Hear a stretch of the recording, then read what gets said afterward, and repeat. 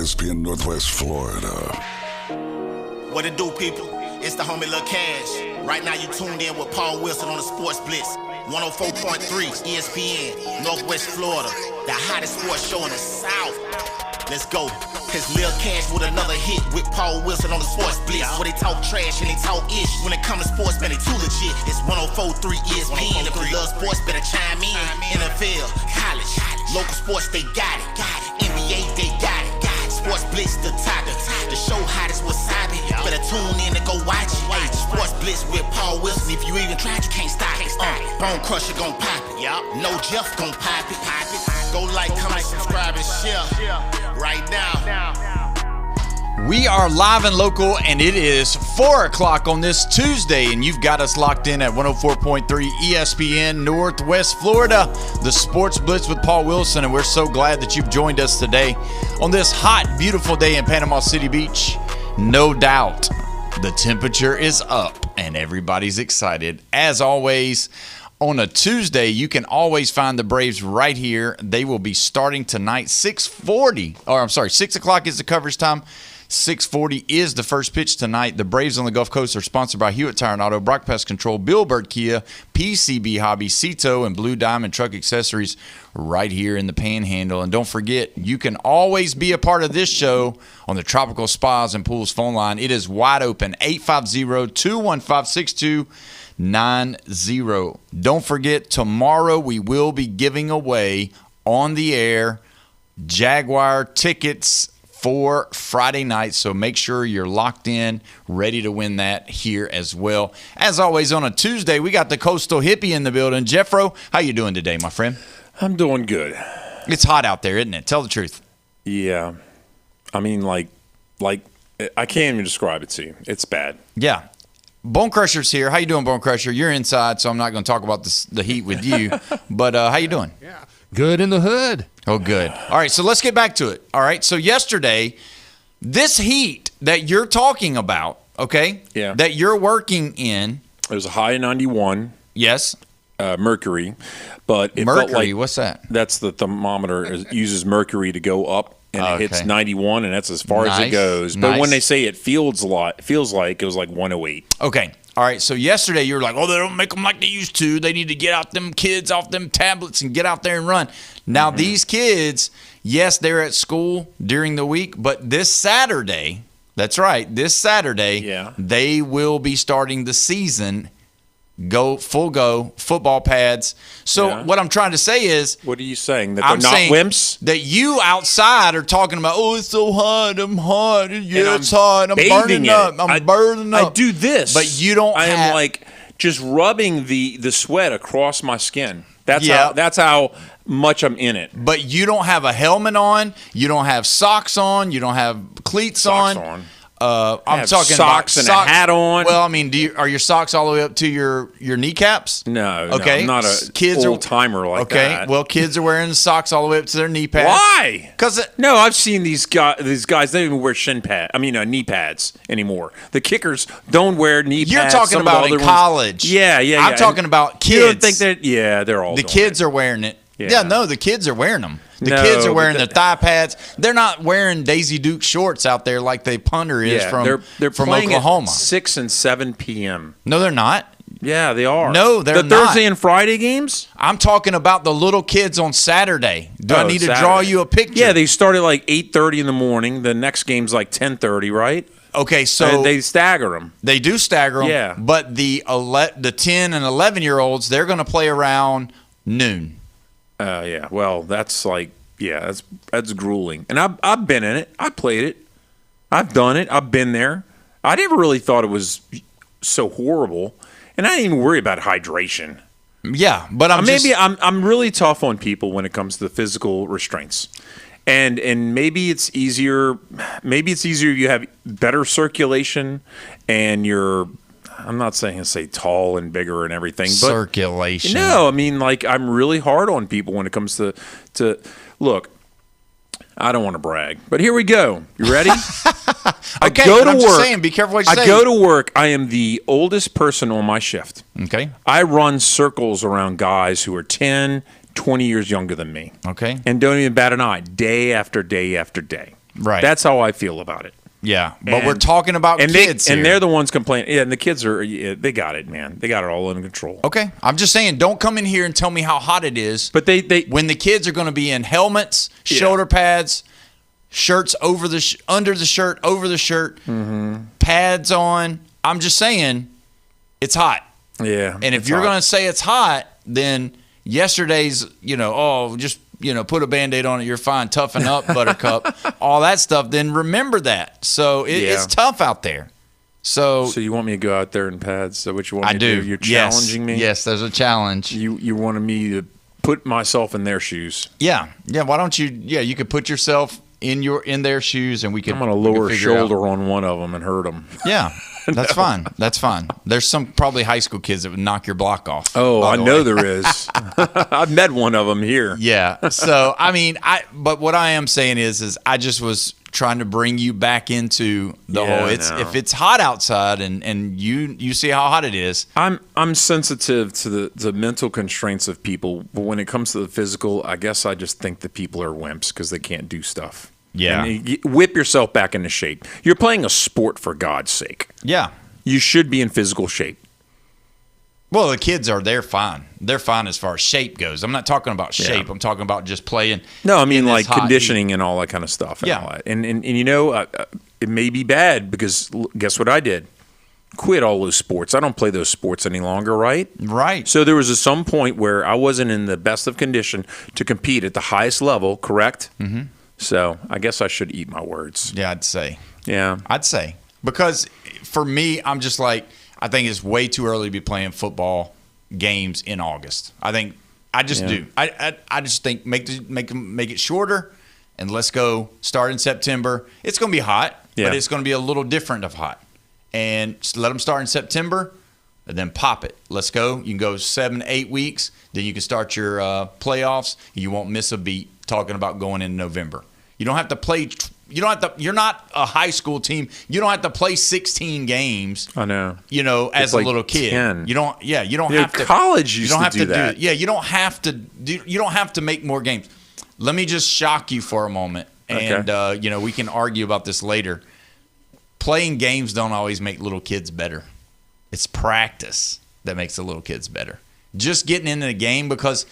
If you're going to hold on. We're getting into my realm of understanding. Yeah. I watch the coaches. I know who they give the ball the most of the time to. Uh-huh. And so if I'm the third string running back, I get more carries in practice than I do in the game. Oh, you mean as a whole? Yeah. Correct. Well, correct. I mean, they're going to give the ball to the best player almost every time unless there's a rule that you can't, and there's not. So there you go. But I just wanted to say that. We'll go ahead and go to the phone line. We got Edward on the line. Edward, what's going on, man? Hey, what's going on, y'all, man? I don't know if I want to disagree with you, but I probably would just because I feel like it. But no, hey, I want to talk about yesterday. I want to follow up on yesterday's comment I brought up, and we can tag along that if that's all right. Yeah, what you got? Hey, yesterday we were talking about the playoffs and college ball and all that, and I was wondering how y'all feel about this. I don't truly believe you have to be the best college football team. You just got to make it into the playoffs, and once you do, then you can kick it into overdrive and show it what you're really, really made of. He's right. Right. Yeah, but you got to win your games. If you lose more than 3 games, you're probably out. You just can't drop 3. And I don't know if that's kind of the number. I don't know if any dropping games just because. But I'm saying you don't have to have the greatest season, but now with the playoffs, especially with it getting bigger, with how many slots are there, you just got to get in essentially. Yeah, I mean that's true, but you've got to get I'll just be straight up with you. I think it's all about your draw. It's all about your draw. And, I remember Ohio State having a bad draw one year, and they succumbed to the draw. Their schedule in the playoffs was difficult. And it's just like this year. If you're Texas or Georgia or Alabama or LSU, and then you have to go through a team that you've already played before and they beat you, and then you got to go through the next team that was the number 1 team in the Big Ten, and then say over here Notre Dame is playing the Big 12 team and the Sun Belt team, and then they get, you know what I mean? So it really does matter about your draw with the playoffs. Now, with it going to 24, I would much more agree with what you're saying. You can kind of take your foot off the pedal a little bit during the season if you've got the win. You don't have to, grind it out as much, and even getting to where you save your players and watch out for injuries. Yeah, and I understand what y'all were talking about with what y'all were talking about previously about the practice versus the game. I mean, let's maybe we can agree on this. Practice is like the homework, and the game is the test. No, I used to believe that because you can put yourself as a coach, you can put yourself into the perfect scenarios, the worst scenarios. You can make practice as hard or as light as you want. Games, you're dealt with what you're dealt with. If I'm whipping the guy that's across from me and I know that I can whip him day in, day out, no matter who when we're playing that guy, then I'm not getting any better. But if there's a guy on my team that I know that can whoop me, there will be that opportunity for me to learn how to whip him to make me a better person and a player.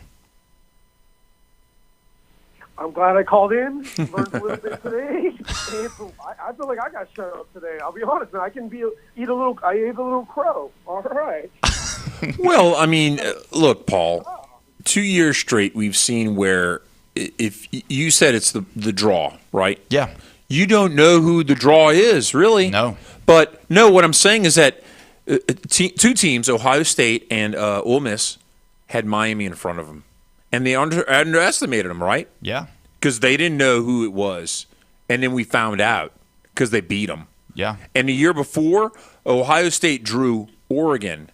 They wanted revenge because they had already lost to them in like a 2-point loss. Yep. So the draw was good for Ohio State. Yep. So it's you really – and also Notre Dame, they pulled Indiana that year. Yep. 2 years ago, right? They did. We didn't know who Indiana was, but they really kind of weren't Indiana yet, sort of. Yeah, true. So if Indiana had beaten Notre Dame, we would have been like, oh, Notre Dame ain't nothing, But we didn't know who Indiana kind of was because their coach, Google them. Yeah, good coach.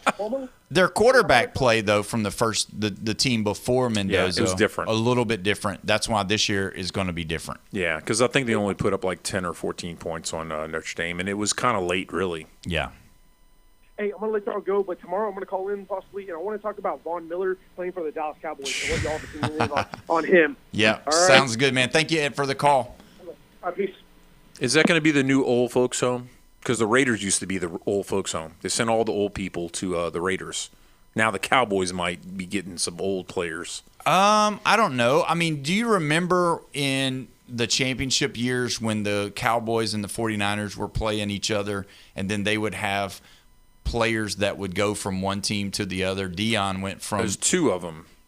I think there was two. Dion was one of them.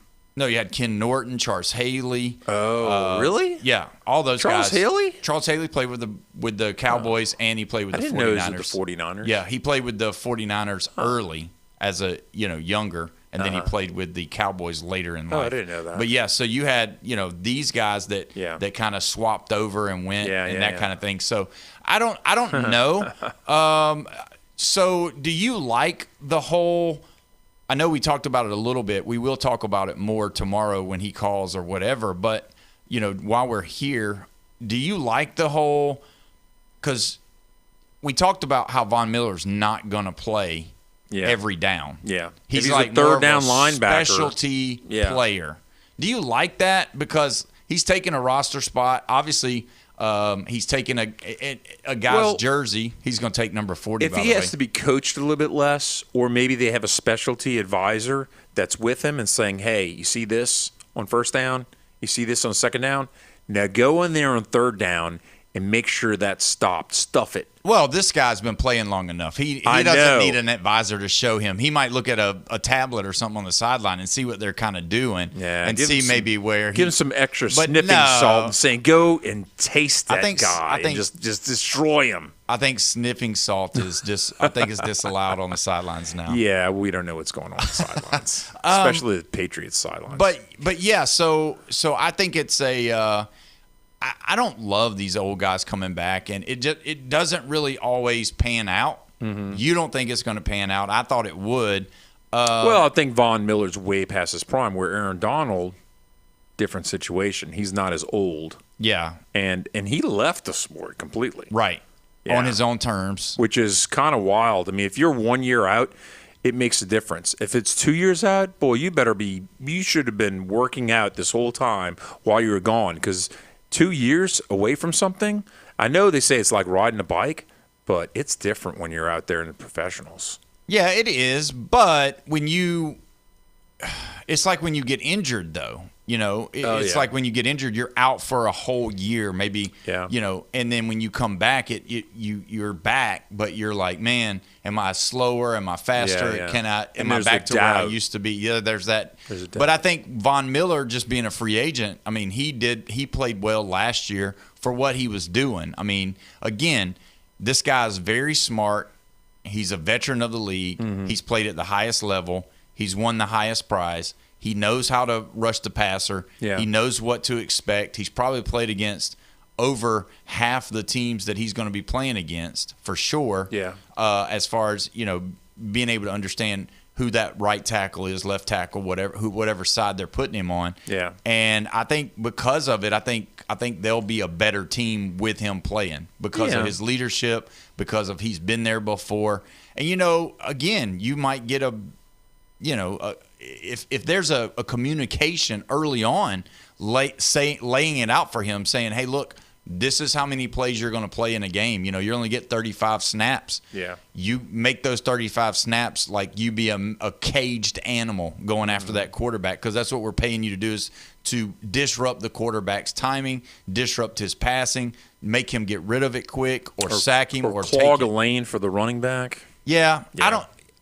Again, he's an edge rusher. He's more of a guy that's going to, pin his ears back and go.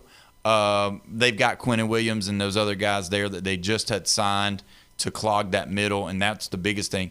And don't forget, people forget about Quinnen Williams. Quinnen Williams from Alabama was unbelievable coming out of college, but even he just got stuck with the Jets. And I'll just be honest, that's a big problem with some really good players, is sometimes they get stuck with a bad team and you don't see how good they are, but you see that because it matters that you're going out there and you're playing your butt off. Look at Myles Garrett. He's played his butt off for this organization, and then they keep throwing these quarterbacks in there and just, they keep losing. But he still shined through. We still knew Myles Garrett was a boss. Yeah, maybe that wasn't a good illustration. There's exceptions to the rule. Yeah, You're there's right. a lot of these guys that have played. And Quinnen Williams, to me, because you're like, oh yeah, I remember him. He was awesome.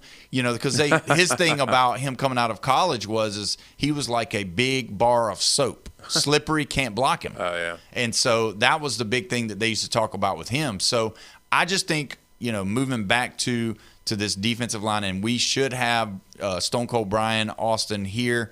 If not tomorrow, definitely Friday. But he's going to stay with us the whole show, and we're going to definitely I'm telling you, you need to listen this week, because we're going to have some pretty fantastic guests coming. Brandon's going to be back. Funny Main's coming on Thursday. And just so you know, I'll give you a little teaser for next week. I have been in contact with Coach John Summerall, and it looks like Coach Summerall is going to be coming on the show next week. That's a win. So we'll see. But let's get this straight. This is not Cowboys country, so let's get off the Cowboys. Well, I mean, because they're really not back. You don't know. You don't know if they're back or not. Can Dak Prescott lead somebody to the Super Bowl? Somebody else? No, he can't. Okay. Well, that makes me wonder. So I mean, they get a wild card this year. Are they back? No. You got to win that division.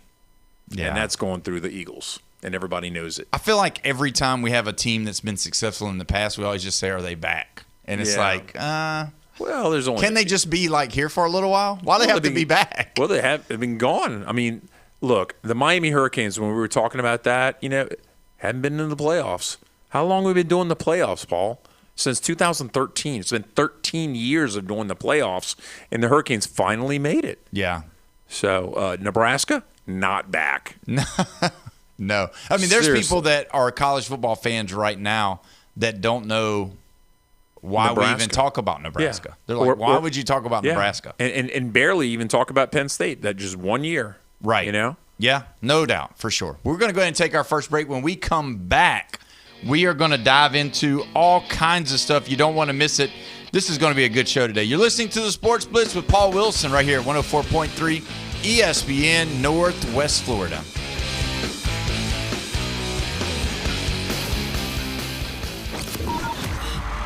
You've read the headlines. You've seen the highlights. Highway robbery! But how about the unfiltered truth? Steroid era, you can like it, love it, hate it, whatever. It saved baseball. Since 2017, 104.3 ESPN Northwest Florida has been the undisputed leader for sports coverage on the Panhandle. If it matters in sports, it matters to us, and it matters to you. 104.3 ESPN Northwest Florida. This is Anna with ESPN Northwest Florida. Here is your weather forecast on this Tuesday afternoon. The rest of the day, a possibility of thunderstorms and some sun and 92 with a moderate breeze out of the west at 17 miles per hour. For tonight, partly cloudy skies and a low near 84. Tomorrow, partly sunny and a high around 93. For Thursday, mostly sunshine and very light showers and a high of 92. This weather forecast is brought to you by Earthworks of Northwest Florida. Thank you for tuning into ESPN Northwest Florida. Rely on it.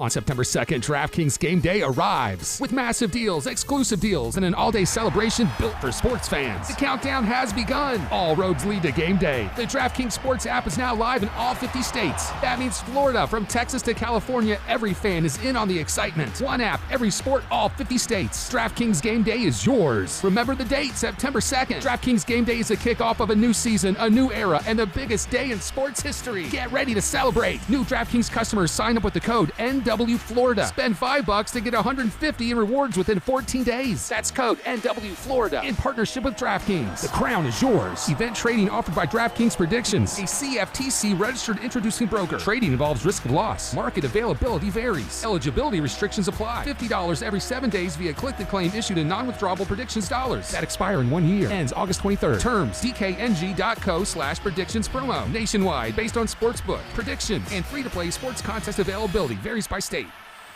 Football season is right around the corner. Touchdown! And 104.3 ESPN Northwest Florida has an unbelievable schedule of college and NFL games. Do you own a business, want to reach more customers? Put the power of ESPN Northwest Florida to work for you. Advertising opportunities are available right now. For more information, call 850-215-4468 or go to ESPNPC.com and click the contact button. ESPN Northwest Florida advertisers get results. Here's MaxFit Sports Nutrition owner Jason Kowaleski.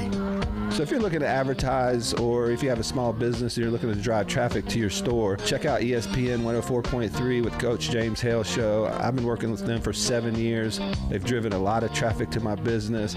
I get people all the time in my store that say, hey, I've heard you're on the radio. It's one thing to advertise on the radio where people may hear it. It's another thing to be able to come on, talk to your customers directly. It's just one of the best form of advertisements I did, and I've gotten great returns off of it. So if you're looking for some form of advertisement to drive traffic, check out Coach Hale Show on ESPN. Contact Coach Hale, and he'll hook you up and get you started in the right direction and get you a lot more business. Get results for your business. Call ESPN Northwest Florida, 850-215-4468. 850-215-4468. From the first pitch to the last out, this Atlanta Braves club plays with an intensity that has the rest of the National League on notice.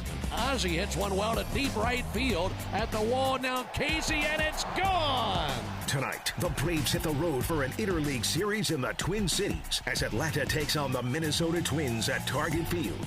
Coverage starts at 6, first pitch at 7:15 on 104.3 ESPN Northwest Florida. You survived the workday. Now survive the truth. Don't you want to have the best 12 teams in college football playing each other? From the Emerald Coast to the edge of the atmosphere, it's time for the hardest hitting 2 hours on the Panhandle. Now into the huddle with Paul Wilson on the Sports Blitz. 104.3 ESPN Northwest Florida.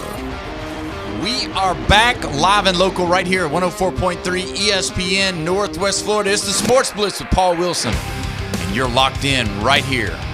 Don't forget the Braves tonight. The Coverage starts at 6 o'clock. First pitch, 6:40. If you want to be a part of this show, Tropical Spas and Pools phone line is wide open, 850-215-6290. Also, don't forget, how long will the heat wave happen and last? Tune in to Joanna here soon. She'll be telling us all about it. We got Jeffrey here, Bone Crushers here. I hate to do this. It's almost football season, but last night some things have happened and some transpired, and we've got to talk about it. I don't like having controversy, right? And I don't like maybe what some people would call political comments or discussions, but we've got a problem with a certain league, and this is another one of those instances. So obviously everybody's locked into the whole WNBA stuff that's going on with allowing the men to play who say they're women and all this stuff, and we've already went over this before. But last night at the Fever game versus the Atlanta Dream, now check this out, just so we know, just so everybody kind of gets the idea. When the Atlanta Dream are playing their regular season games, they play in a 3,700-seat place, all right? Yeah. But when Caitlin Clark and Indiana Fever comes to town, they play in a 17,000-seat facility. Yeah. And they sell out.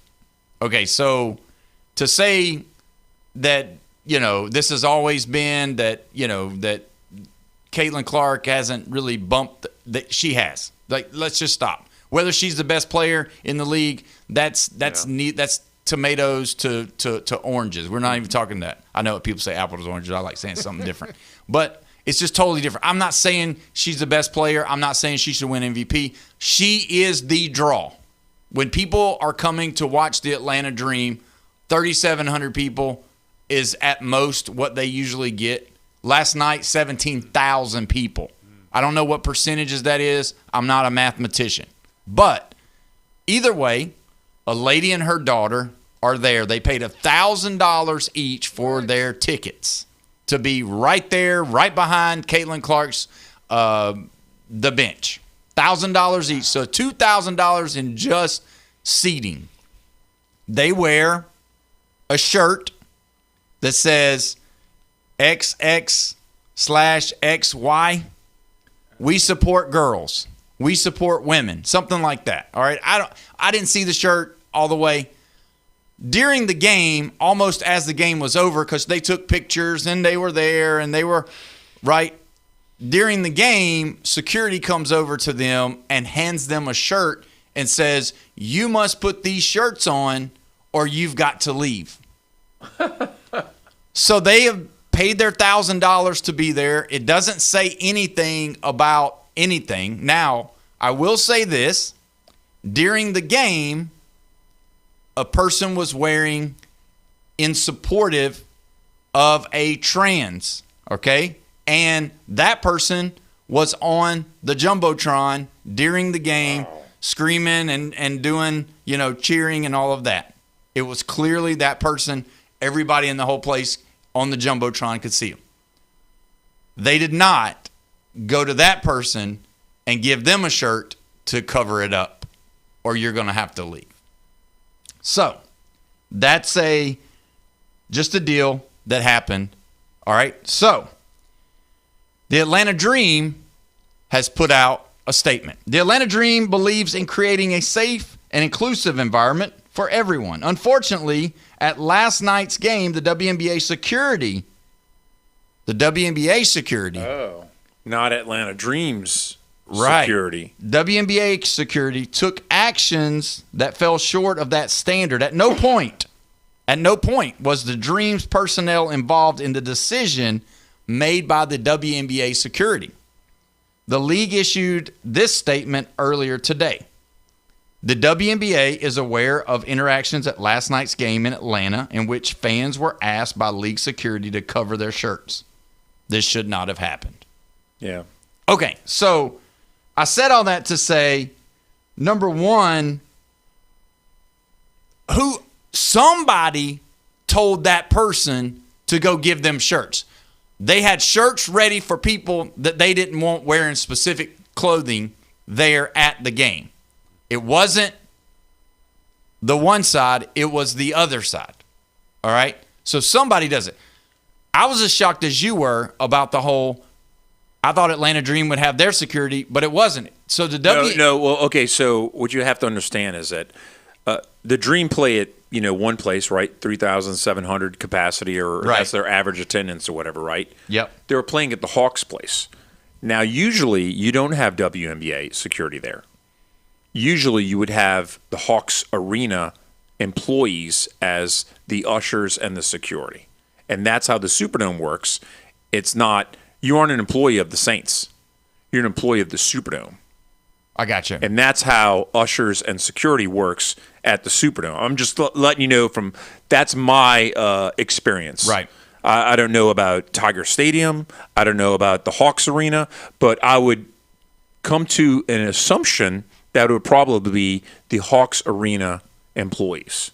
So we may be jumping the gun because, a lot of times we're told things and then later on we find out, oh, it wasn't WNBA security. So, people jump to conclusions, though. But this was Atlanta Dream making a formal statement, yes. And the WNBA made a formal statement. So what's the WNBA's formal statement? That was what I just read, the last part of it. The last part said that the WNBA, we are aware of what happened with our security last night. Oh, wow. And so we know that was their not own right. security? Yes. So maybe they're bringing their own security during this whole deal going on because with it's special. The whole. Well, I think it might be just any game that the Fever's at. It would just be my guess because the whole deal with Sophie Cunningham coming out saying that she's for keeping men out of sports. Yeah. And so they're having their own security come in. And now, bad look on the WNBA on that. Well, okay, so there's two things. Number one, free speech, obviously, right? And then you have equality. So if your agenda says that you can wear this shirt, but you can't wear this shirt, and it's a security issue because somebody's going to get beat up. Well, that's an issue on the problem of the people who are against the XY chromosome shirt, haters, right? Basically, and I would throw them in jail. No, I mean, like if you're insulted by a shirt, it kind of depends what the shirt says, really. We know this, right? Yeah, but if it's a political statement like that, this is election day today, by the way. Yeah. Yeah, I mean, we're getting political on election day. Go figure. But I don't know if that's political, saying what a man is and what a woman is. It's a social issue. Social. Maybe not political. Which kind of gets intertwined with the politics and all that. Yeah, because people say, oh, are you left, are you right? So you've got to slap a label on everything, correct? Right. It can't just be, I think that, you got WNBA, you should play, women should play that. And then it intertwines in religion. Yeah, it can get all crazy like that. Yeah. Now, there was another issue that I didn't realize that this was still going on. But last night, let's talk about this game.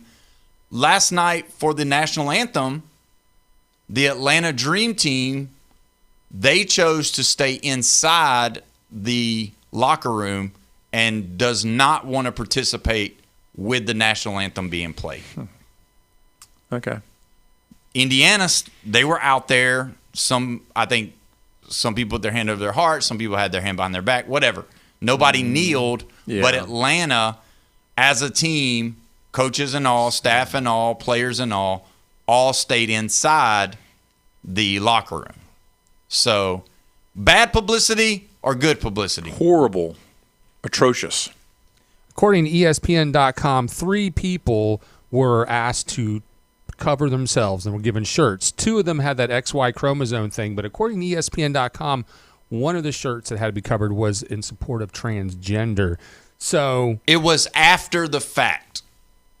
It was after the fact. So the 2 after what fact? After the 2 were asked not to. I read it. I just didn't. Right. I didn't bring up the whole. But they made such a stink about it, and the crowd made such a stink about it that they had to go, and they offered the transgender person shirt a shirt too. So that was the way of the coverage of it. It was they asked those 2 first, and then in overtime was when the person wearing the other shirt was brought. So that's the You think it was a reaction. There was no apology given to the other person. That was just to kind of, oops, we should have done this too, instead of them bringing it out. So they brought that out after the fact. So it's bad publicity. We're getting into politics with the games and all that, and the league. The league's going to survive, but it's not going to thrive. Well, that's what I was going to ask you. Is this all a negative? Is this going to be a black eye that's going to allow the league to grow? Because what you want a league to do is you want your fans to stay selling out arenas, which is what they're doing when they've got the Indiana Fever coming to town. Yeah. But will this affect all of them? Because there's been a little bit of pushback from the Indiana Fever coach with some of the things about that's been brought up. Yeah. So what I'm saying is they love Caitlin Clark, these new fans of the WNBA. But will they continue to go this road to where they eventually say, we will be a fan of yours from afar, we're not spending the money anymore? So that's the bigger question. That's kind of where I wanted to get to all of this, because now we've talked about this stuff for a couple of weeks now. We're going into our second week. And the WNBA, does it seem like anything that's coming out of the WNBA is really about basketball? Last year we talked about all year about all these court cases and Lane Kiffin, and it wasn't about the play of the football field what's going on. Is the WNBA getting into a rare territory because college football will sustain? It's gonna. There's and the plenty. NFL survived the whole kneeling. NFL survived because it's a bigger conglomerate. The WNBA, can the WNBA continue to keep going as a conglomerate if the fans start pulling back from going and supporting the product that they're putting on the field or on the court? It will survive because it's sustained by money from outside. It's not. Yes. It's in the red. They're in debt. They're in debt. And they get money from the NBA Yes. to survive. And that's the reason why it's going to survive. Listen, black eye or not, all this publicity is great for the WNBA. It's thriving. It's bigger than ever. Every one of these stories, whether it's Caitlin Clark getting a punch to the throat or the transgender issue, whatever that is, it is bringing awareness to the WNBA, and they're huge. They're bigger than ever. Yeah, and that's what I wanted to know what y'all thought, because I'm just thinking, will it be able to take the black eye? Is there just a black eye, or we are getting knocked out? Because there's some other things. So the whole former NBA players coming to the WNBA is still starting to catch more because the WNBA met and could not come up with an agreement for their first meeting. There's another meeting scheduled, I believe it's for the end of this week or the beginning of next week, and they're going to have to determine that. Should the WNBA get this under control before the playoffs start so that it won't be the thing that's talked about more than the playoffs? Because really, you got to think Clayton Clark and those guys are going to make the playoffs. They're in the playoffs. Those guys. Well, sorry. Those girls, they're in the playoffs. So if they do, you better check under that hood. If they do, what I mean, are they with the whole deal with Enos Kanter and them applying to be in the draft? Yeah. Okay. You want to know if they're really going to make it in? Are y'all going to? I don't think they're making it in, man. Are they going to make it in the draft? No, 27 WNBA draft. No. Or are we going to see dudes get in? Yeah. Are we going to have separate lockers? What do you think? No, absolutely not. I don't know why these guys are even doing it, but it's the publicity again. It's good for the WNBA to have that kind of publicity. And no, we're never going to see a man play. Okay. All right. I'm just saying there's those guys that are doing it, that are talking about it. I'm curious to see the guy that's playing overseas, that's playing in a women's league overseas already. The one that's got the 30 rebounds. He went 30 for 30 the other night. I'm wondering about him. That's the one I'm wondering about. They're going to deny these guys, but are they going to deny him? That's the bigger question, because they haven't come to a solidified agreement on what is a woman and can be considered a woman in the WNBA? And that's the question. So I'm not trying to get political. I just wanted to throw out the facts so that we understand what is going on. But either way, now we know, and we will see what happens. I think there's a bigger problem with the WNBA. Yeah, could be. And no, it's the physical abuse of Caitlin Clark. And I think they should start suspending these with the flagrant fouls and all that. They should just be suspending them for games, plural. Well, there is one more thing that did happen last night that had never happened before. It caught a little bit of flack, and it was that there was a foul where one of the girls shot the ball. Caitlin Clark touched her on her shirt, just touched her here, didn't push her, just touched her. Mm-hmm. They called a foul. So in the game, you can go and do the replay. Yeah. So they went and did the replay. When they came back, the female official that did the reading over the microphone to say whether or not the call has been confirmed, she named Caitlin Clark on the microphone in front of everybody. That's never happened in the history of doing that. Wow. The illegal. They usually say number 5. They usually say the call has been confirmed or the call has been overturned. Yeah. They said the call against Caitlin Clark touching is illegal and is confirmed. Oh, wow. They named her. So they kept it as a foul, too. They kept it as a foul, and they named her, and the referee is getting flack. I wonder how the Atlanta crowd was about that, probably cheering. Maybe. I don't know, because, it's just like the Cowboys and the Steelers. A lot of times when you go to these other arenas, there's close to 50-50 of other. Yeah, they're not. Wow, you think the Fever had half that stadium? Of course, in Atlanta. Of course. Wow. Wow. Why are you wowing? No, I mean, think about what we talked about. We're at the in beginning. Atlanta. We're not in Indianapolis any longer. No, but we only have 3,700 seats when they're not there. I know, but if there's multiple, if all the same people went to one game and then a different game is completely different people, you're looking at 7,400. Which is what? Not even half. I'm not a mathematician, but it's 4.5. No, the difference between 3,700 and 17,000 is 4.5 plus. Right. Well, more than quadruple. Yeah. So what easily. So what I'm going to tell you is, in a game of chess, that move would be called checkmate. Yeah, it would be checkmate. Yeah. Sorry, Jeff. Wow. It's okay. That's Paul, all right. What do you think is going on in your gut? What is going on with the Caitlin Clark, with the abuse, with the calls? The envy. They're offended that Caitlin Clark has brought this much fandom to their sport that they've been playing. She has never won a championship. She didn't win a championship in college. She didn't win a championship in the WNBA.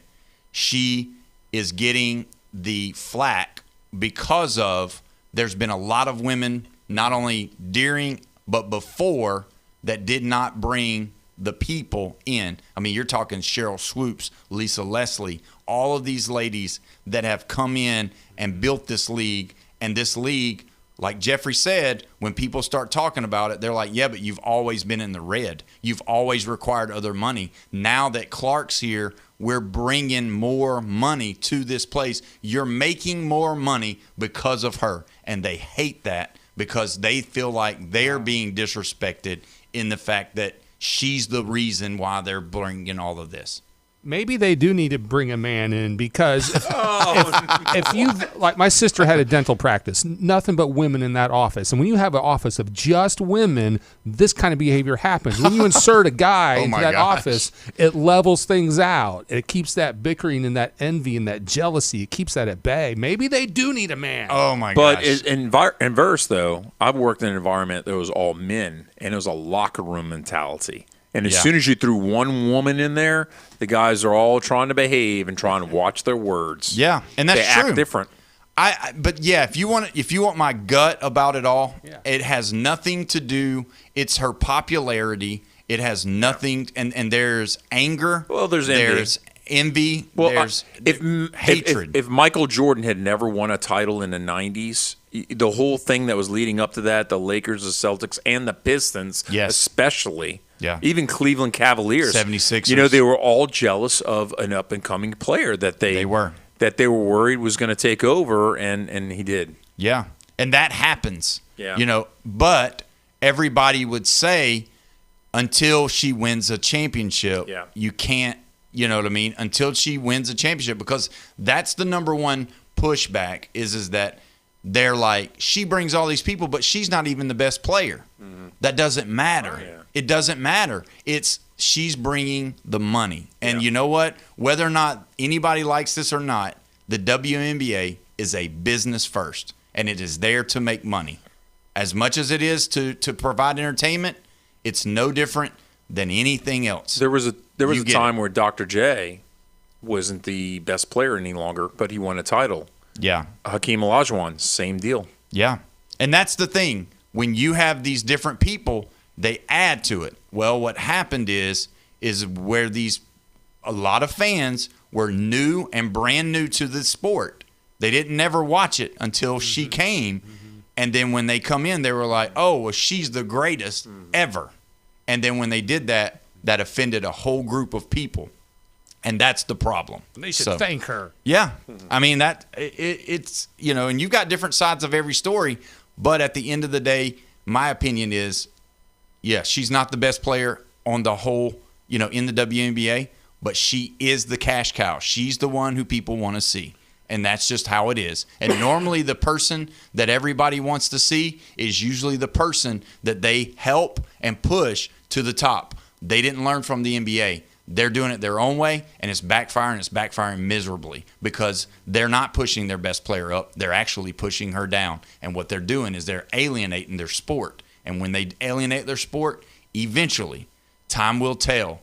When she says, I'm done, then that sport could be in very, very bad financial trouble. Because there are some good players and some that can do the same stuff that she does. But for whatever reason, she has brought the attraction to the sport. And if they keep pushing it down, instead of giving them what the Michael Jordan treatment like they did with him, they're missing their opportunity because the WNBA could go up if they were able to push her up even further. That's just my opinion. Either way, we're going to go ahead and take our next break. When we come back, we're going to dive into the college football AP poll. We got to still talk about some of that, and then we got some NFL stuff to talk about. You don't want to miss it. You're listening to the Sports Blitz with Paul Wilson right here at 104.3 ESPN Northwest Florida.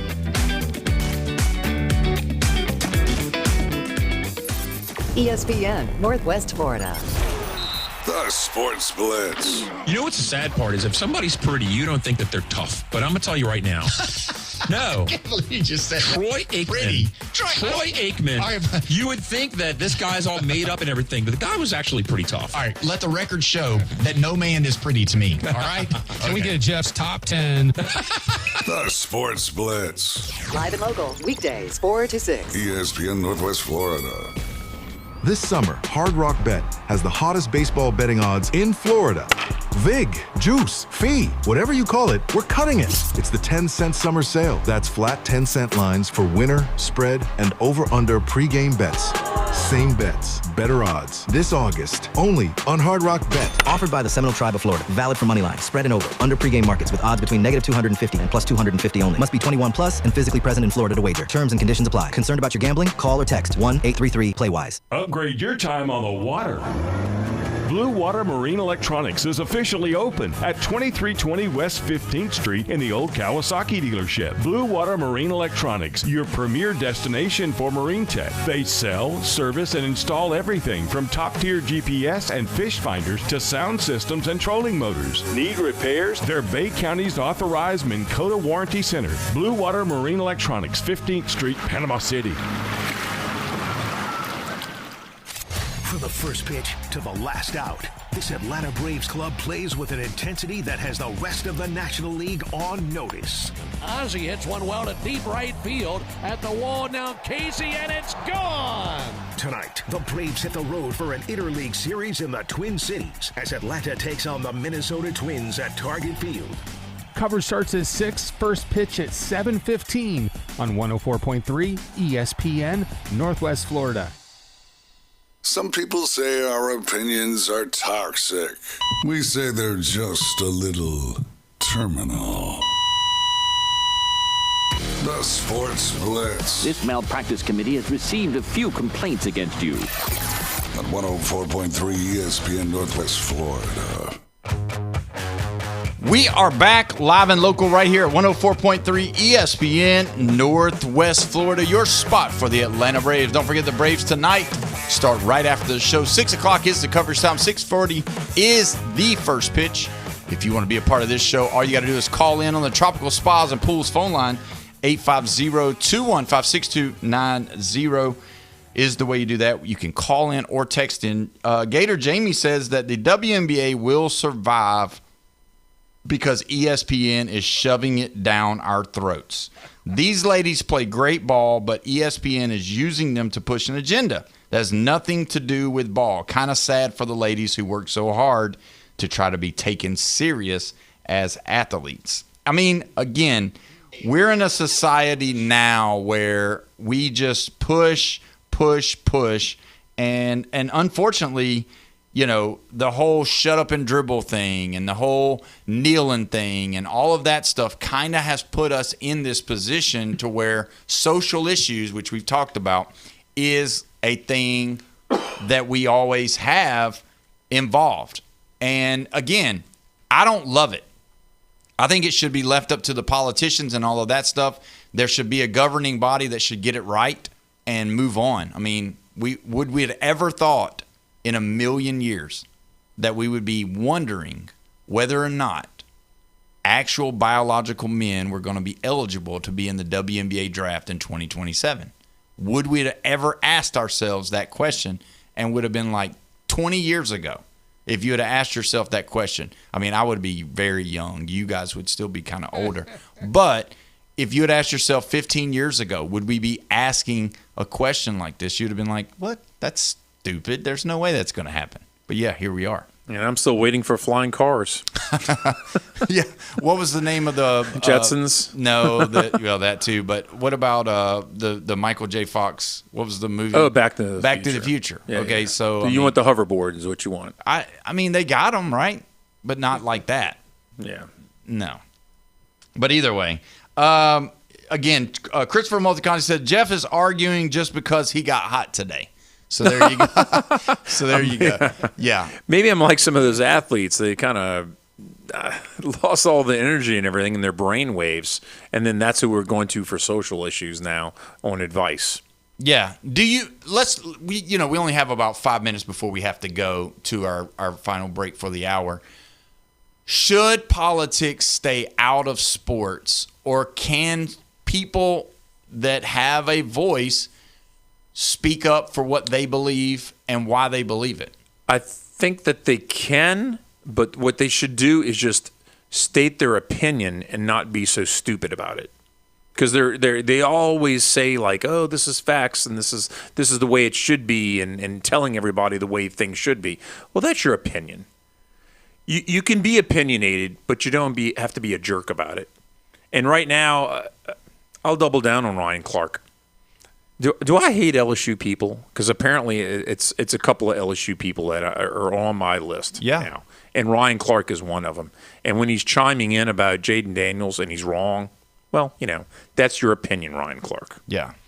So, no, I mean, in the past, we've learned things from people, And we've seen players who got wrongful treatment. And I think, I don't want to say the civil rights movement, but certain things have happened in sports that have made life better for people. Yeah. Over time. Yeah.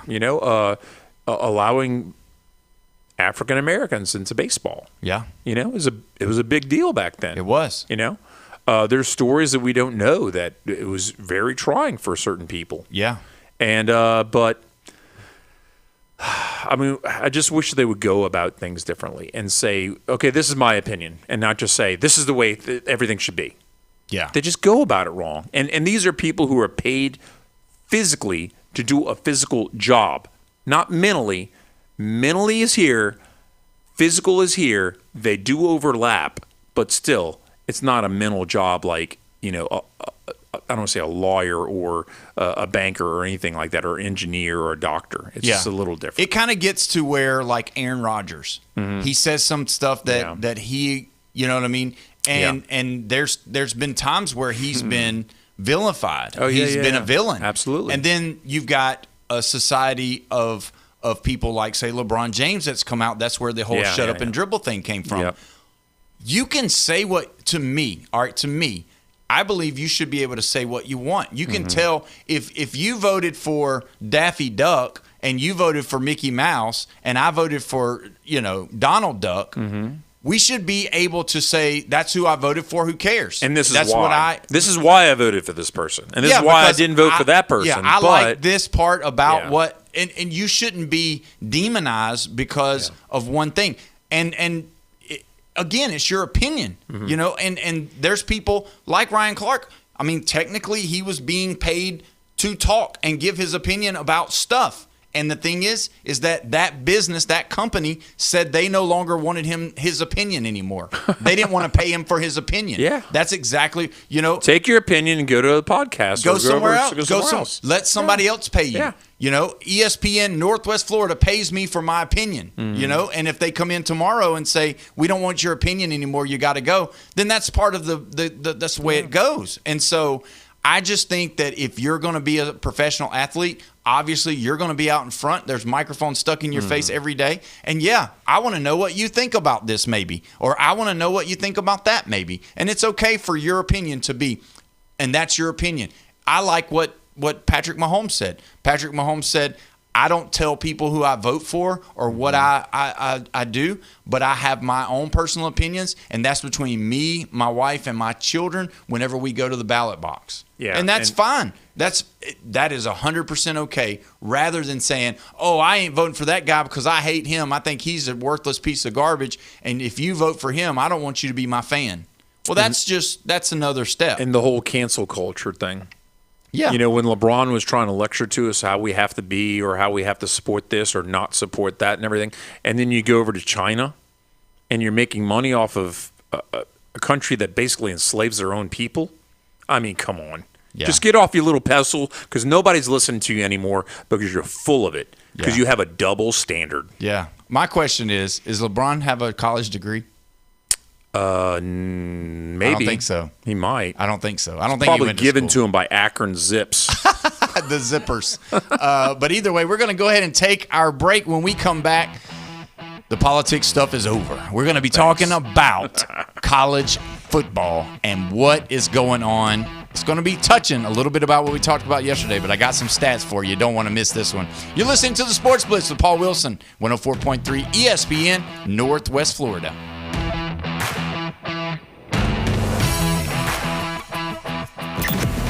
Weather in the Panhandle never stops.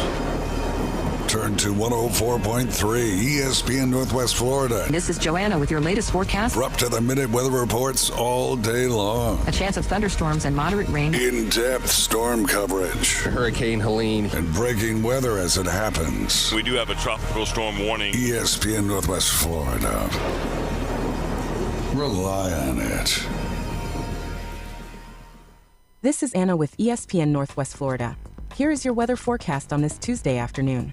The rest of the day, a possibility of thunderstorms and some sun and 92 with a moderate breeze out of the west at 17 miles per hour. For tonight, partly cloudy skies and a low near 84. Tomorrow, partly sunny and a high around 93. For Thursday, mostly sunshine and very light showers and a high of 92. This weather forecast is brought to you by Earthworks of Northwest Florida. Thank you for tuning into ESPN Northwest Florida. Rely on it. On September 2nd, DraftKings Game Day arrives with massive deals, exclusive deals, and an all-day celebration built for sports fans. The countdown has begun. All roads lead to Game Day. The DraftKings Sports app is now live in all 50 states. That means Florida, from Texas to California, every fan is in on the excitement. One app, every sport, all 50 states. DraftKings Game Day is yours. Remember the date, September 2nd. DraftKings Game Day is the kickoff of a new season, a new era, and the biggest day in sports history. Get ready to celebrate. New DraftKings customers sign up with the code NW Florida. Spend $5 to get $150 in rewards within 14 days. That's code NW Florida in partnership with DraftKings. The crown is yours. Event trading offered by DraftKings Predictions, a CFTC registered introducing broker. Trading involves risk of loss. Market availability varies. Eligibility restrictions apply. $50 every 7 days via click-to-claim issued in non-withdrawable predictions dollars that expire in 1 year. Ends August 23rd. Terms dkng.co/predictions promo. Nationwide based on sportsbook, prediction, and free-to-play sports contest availability. Varies by by state. Ready to play? Welcome to DuPlay, your premier indoor destination for family fitness and total fun.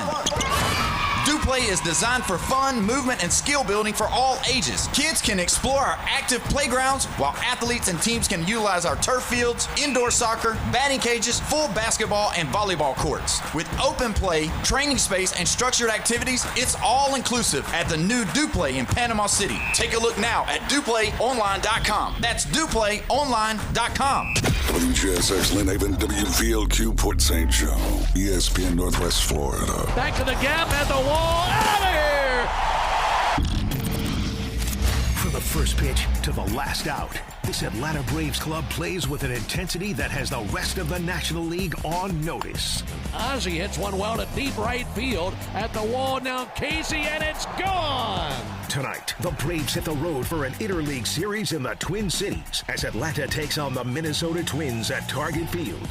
Coverage starts at 6, first pitch at 7:15 on 104.3 ESPN, Northwest Florida. Now back to the Sports Blitz on 104.3 ESPN Northwest Florida. What it do, people? It's the homie Lil Cash. Right now you tuned in with Paul Wilson on the Sports Blitz. 104.3 ESPN, Northwest Florida. The hottest sports show in the South. Let's go. It's Lil Cash with another hit with Paul Wilson on the Sports Blitz. Where they talk trash and they talk ish. When it comes to sports, man, they too legit. It's 104.3 ESPN. If you love sports, better chime in. NFL, college, local sports, they got it. NBA, they got it. Sports Blitz, the topic. The show hottest wasabi. Better tune in and go watch it. Hey, Sports Blitz with Paul Wilson. If you even tried, you can't stop it. Bone Crusher gon' pop it. No Jeff gon' pop it. Go like, comment, subscribe, and share. Right now. It's 5 o'clock and you made it past Tuesday. One more day until hump day, and you're listening to the Sports Blitz with Paul Wilson at 104.3 ESPN Northwest Florida, your home for the Atlanta Braves. Don't forget the Braves tonight. Starting time, 6 o'clock, right after the show. 6:40 is the first pitch. The Braves on the Gulf Coast are sponsored by Hewitt Tire and Auto, Brock Pest Control, Bill Bird Kia, Cito, Blue Diamond Truck Accessories, and PCB Hobby right here in the Panhandle. Don't forget, if you want to be a part of this show, you can be on the Tropical Spas and Pool phone line. 850-215-6290 is the way you do that. And don't forget also the long, hot days. You always have Joanna right here. Sponsored by Earthworks of Northwest Florida. She will keep us knowing what's going on. As always, on a Tuesday, got Jeffro in the building. Bone Crushers here. Jeffrey, we started yesterday talking about the AP poll and how it came out yesterday. And, a lot of people have talked about it. Some people were a little bit agitated about it. Some people were a little disappointed. I want to finish out the top 10. We finished off yesterday at Texas A&M, and we talked about how some of those teams have been, or some of those people have been saying that, Marcel Reed has got to have a fantastic season or else A&M is going to find themselves outside looking in. Now, number 9 is a little bit curious to me, and I still want to know what you think. We haven't heard a lot. We've seen Trinidad Chambliss be listed as one of the All-Americans, preseason All-Americans. Lacey's. And Lacey has done both. Yeah. Lacey's been on everybody's board. So whether or not Hardy has been there or Jaden Baugh has been there, Lacey's been the constant guy. What do you think? I've given my opinion about Ole Miss, and we haven't called in any of the Ole Miss guys yet till season starts, but I'm a doubter of Ole Miss. I'm a big doubter. I don't think Ole Miss is going to be the Ole Miss of last year. I think it's going to be a totally different team, totally different coaching staff, even though you've got some hangover players coming back. Give me what you think so far, and do you think number 9 is really high for Ole Miss to be given? I'm surprised by it, and Brian was hating it, and he said that they should not even be even close to being number 9. I'm going to say they're a little high, sure.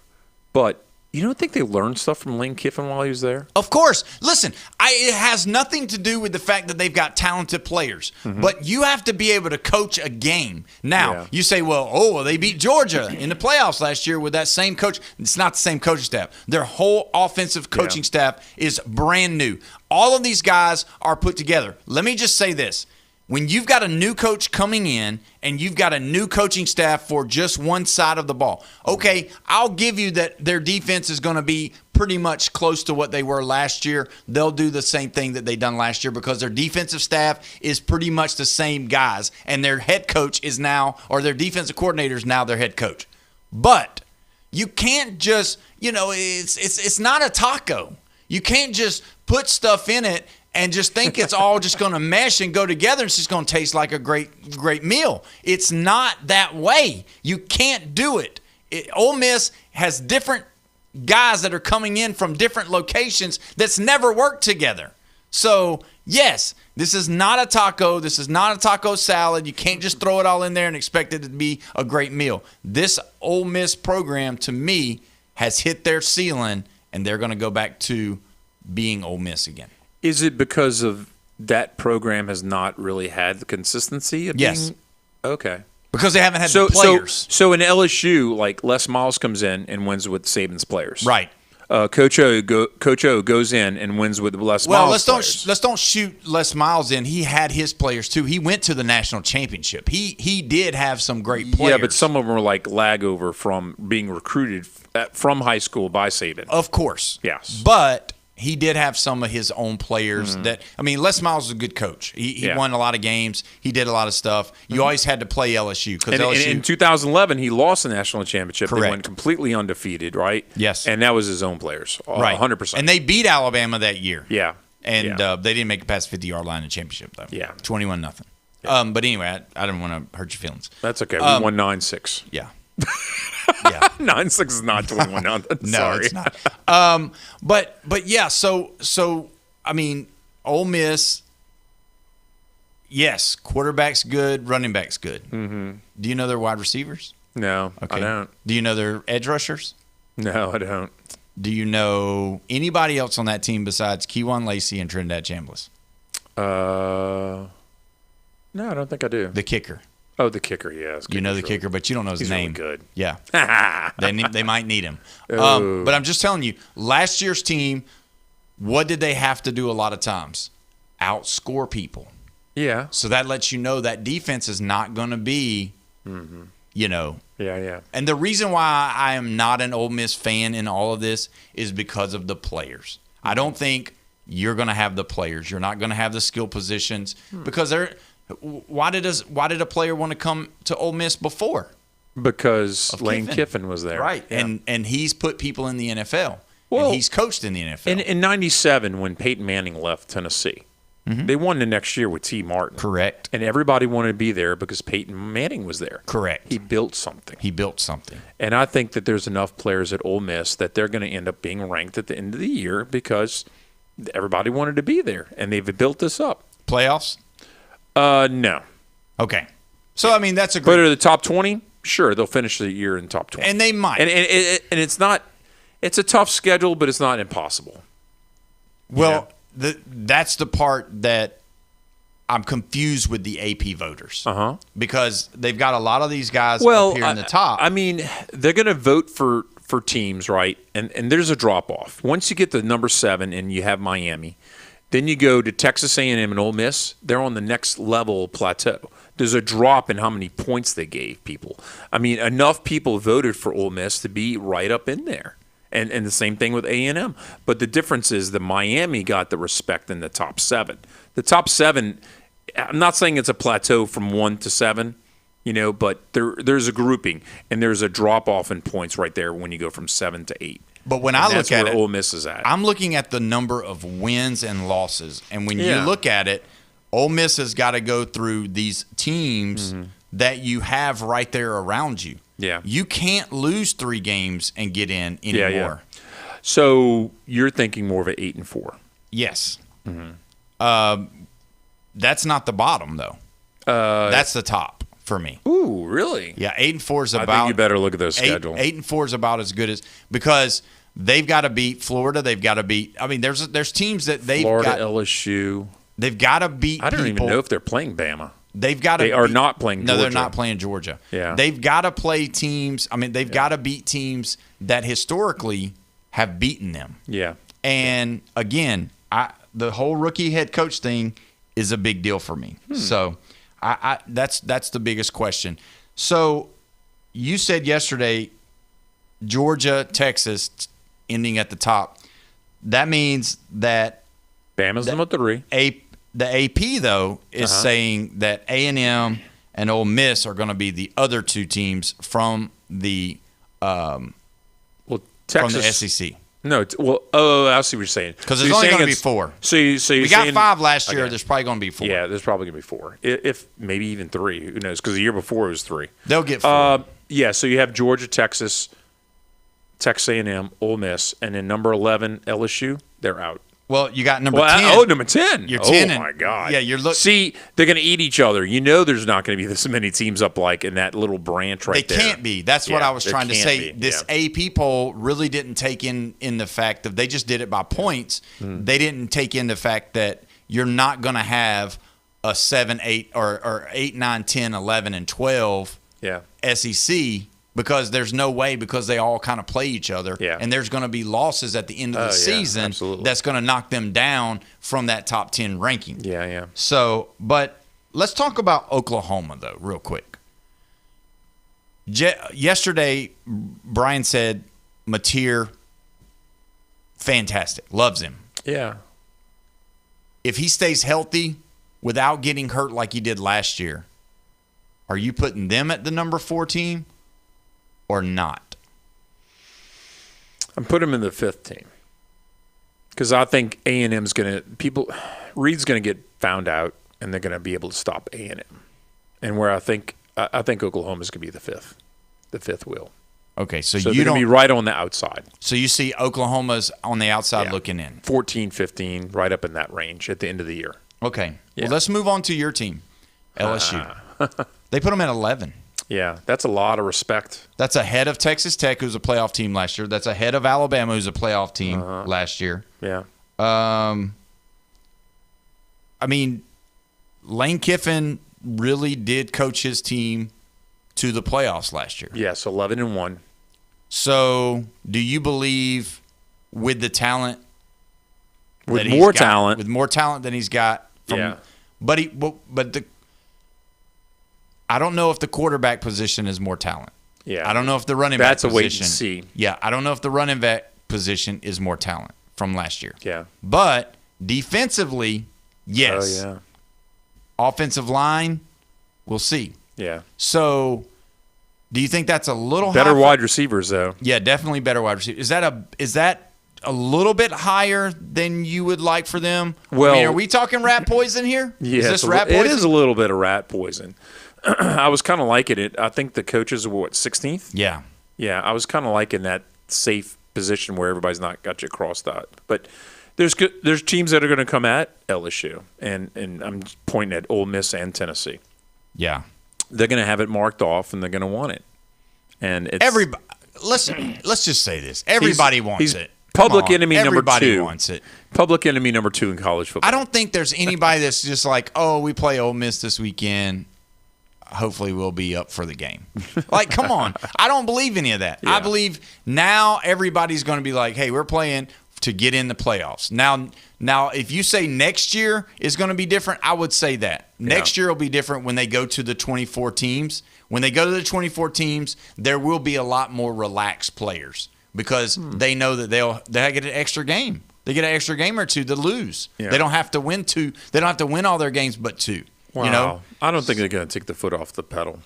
No, I don't think they will, but I'm saying it won't be a biggest deal as it is now. You know, remember, if you lose more than 2, it's a good chance you're going to be outside looking in, especially with the Big Ten having the top-heavy teams that are going to be, 1 or 2 losses. Yeah. So you already kind of know that because, the SEC last year, they got 5 teams in.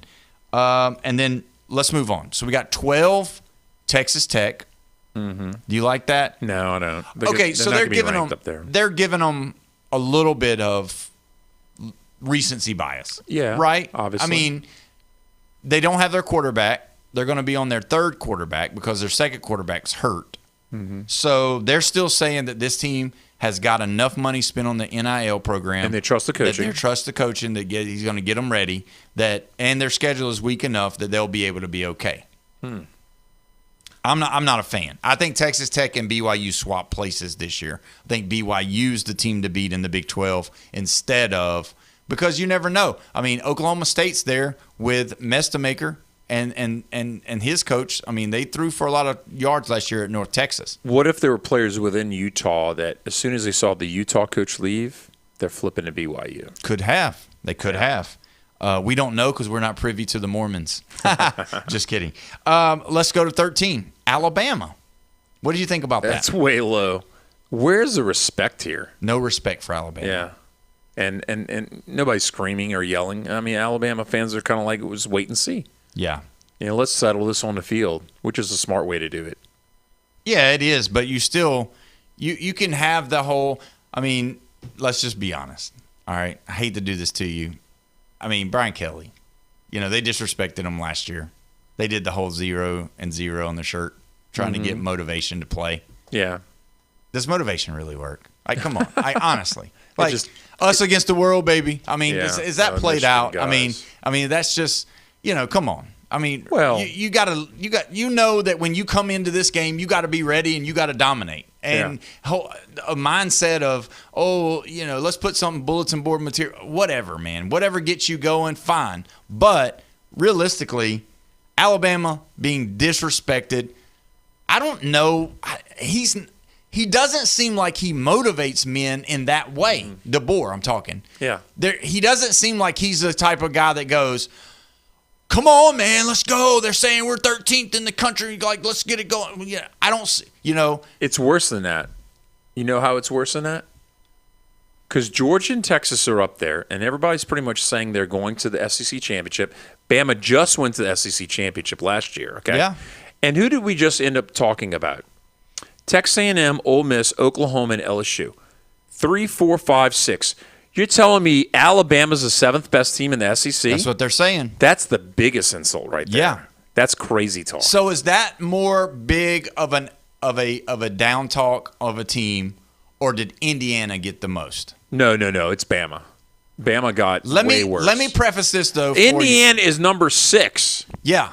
Still making the playoffs in the top half. Almost to a bye. All right, timeout. All right. Go ahead. All right. Let's just look at this in another way. Uh-huh. All right. If Kirby Smart would have went undefeated last year. Yeah.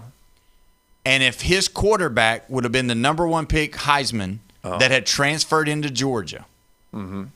And then the next guy had better numbers than the quarterback that came last year, because Josh Hoover's numbers are better than Mendoza's coming from Cal. Yes. And if Kirby had this guy coming in, they went undefeated last year, and they had put Kirby and the Bulldogs 6th, like they did Indiana. Yeah. If Alabama would have won the national title, and same thing happened. The guy that was a quarterback had to transfer in, won the national title, went undefeated, and they had another guy that had better numbers. Where would Alabama and Georgia been ranked? Not 6th. Number 1, probably. Well, maybe 2 or 3. Maybe 2 or 3. More than likely 1. Yeah. If Ohio State... but have you seen Alabama and Georgia drafts? I mean, they get annihilated year after year. But Ohio Everybody's State's going the same NFL. thing. They're NFL production factory. I'm just saying that the Indiana disrespect of winning a national title and doing what he's done so far at Indiana, he's won and been in the college football playoff the last 2 years, the only 2 years that he's played at Indiana. The disrespect for Kirk Cignetti in the AP poll, to me, was way bigger than Alabama. To me. Because there's a problem here, though. You're talking about a coach. We're talking about a university also, though. That was a basketball school. They're considered a basketball school. That's it. Ty Humboldt has said There'll always be a basketball school. Watch, they're going to play out, and they're not going to be a football school any longer. He said that. Yeah. And he's kind of partially true. I mean, the disrespect has come through. They are the losingest team in all the Power 4 teams that exist right now. Yeah. Long term, I'm talking like more than a century of losing. But they went 16-0 last year. Yeah. And the year before that, how many games did they lose? I think they went 11. They lost 2. They went 11-1, and then they lost to Notre Dame in the playoffs. So they went 11-2. Yep. So they went 27-2 in the last 2 years. And you put him at 6th. Yeah. With a team that has a lot of people coming back. Yeah. And a quarterback that had better numbers than the quarterback that led them to the national title the year before. We did not think that Mendoza would be that guy. No. Yeah. Now, I don't think Josh Hoover's going to be that guy. Yeah. But the disrespect for them is off the charts. So, but either way, when we come back, we're going to dive into what that number 1 really means in the AP poll. We're going to look at it for the last, pretty good number. You're listening to the Sports Blitz with Paul Wilson right here at 104.3 ESPN Northwest Florida.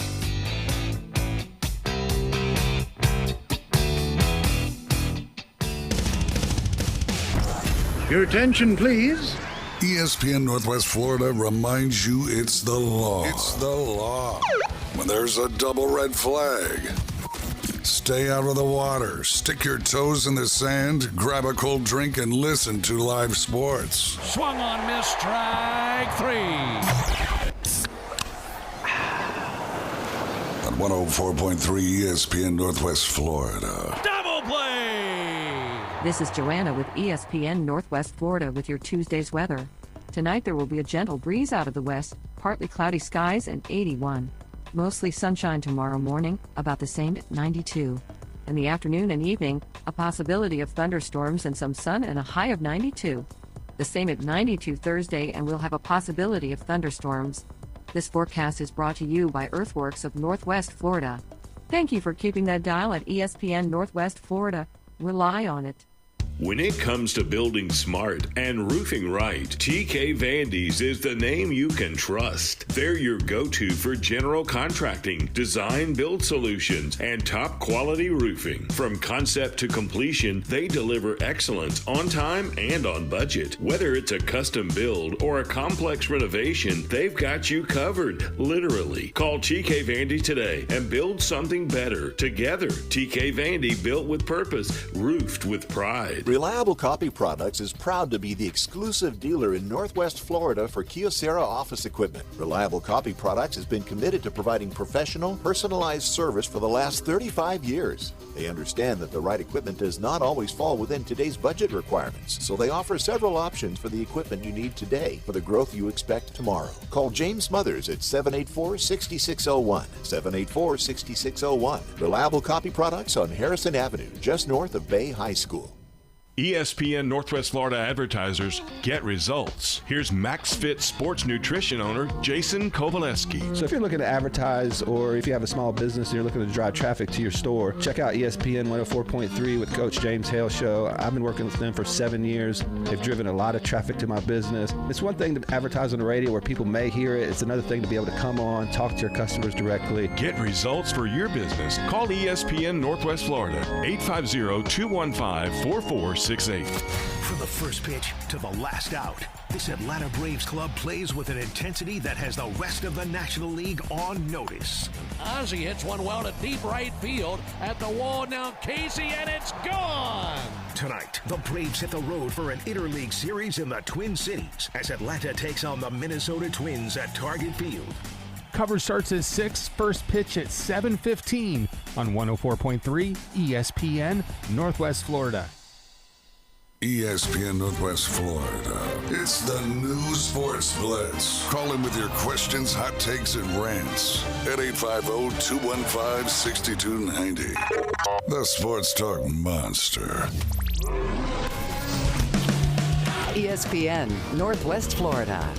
We are back live and local right here at 104.3 ESPN Northwest Florida. Your spot for the Atlanta Braves. Don't forget the Braves tonight. 6 o'clock is the coverage time. 6:40 is the first pitch. If you want to be a part of this show, you can be. All you got to do is call in on the Tropical Spas and Pools phone line, 850-215-6290. Jeffrey's here. Bone Crusher's here. I'm here. And we're talking about this AP preseason list that came out. I just want to say, too, that, when you look at it, I think there's some more people that I'm kind of shocked at that's not here. I want to move quickly to get through it. 14, USC. We've talked about USC possibly being that team that could actually take a step forward. I mean, Lincoln Riley's been there for a while. So wait, I thought it was BYU's 14. No. AP Top 10 says that that they're – they're a tie. Yeah. Oh, my goodness. So BYU and USC are a tie. So 14 is BYU, 15 – or 14 is USC, 14 15. is a tie, yeah. Okay. Michigan at 16. Yeah.